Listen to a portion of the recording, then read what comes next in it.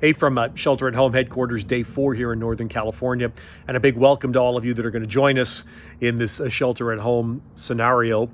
Some states around the country, as I understand, you can make it. Weather helps, sunshine and warmth, and a lot of walking down the mean streets of the peninsula. That's what's been going on here this week. As we head to the weekend, thought I'd just button up the tennis story of the week, the Roland Garros story. And I listened to Jon Wertheim do an interview with Vacek Pospisil.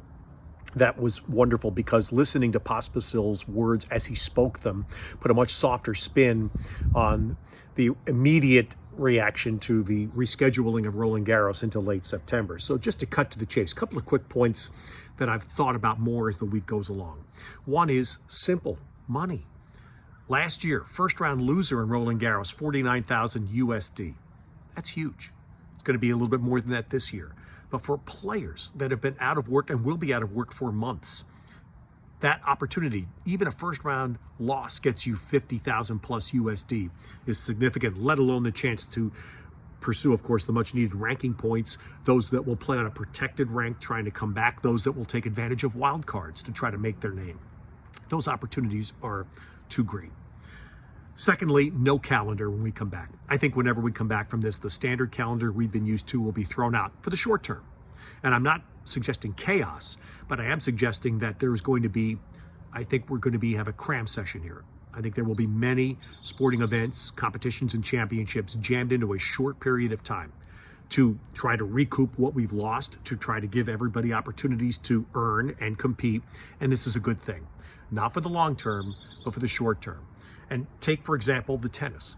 If someone were to go to qualies at Roland Garros and not make the field or lose first round, as it stands now, there would be tour events for them to go and play, even in week 2, just as we've had, by the way, in recent years with challengers that take place during week 2 of major events.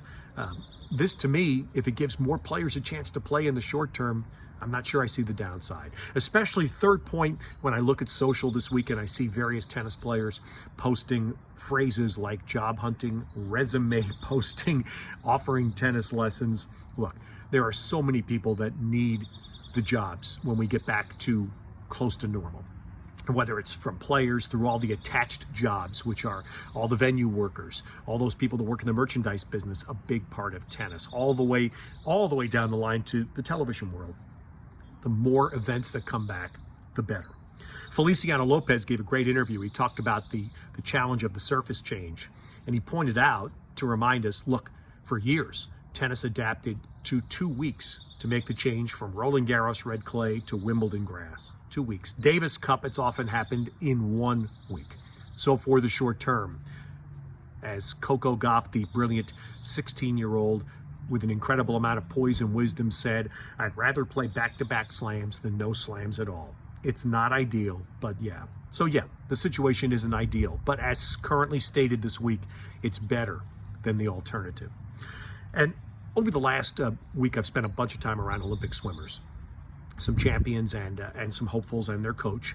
And I've been part of an incredible community generosity that has helped these swimmers try to retain some semblance of training as they live in this unknown period. We're all in an unknown period, but for them, think about the true Olympians. 4 years, 8 years, perhaps 12 years of training for this one moment every 4 years to perform. And right now that moment is unknown. Certainly the road to the games is very unknown.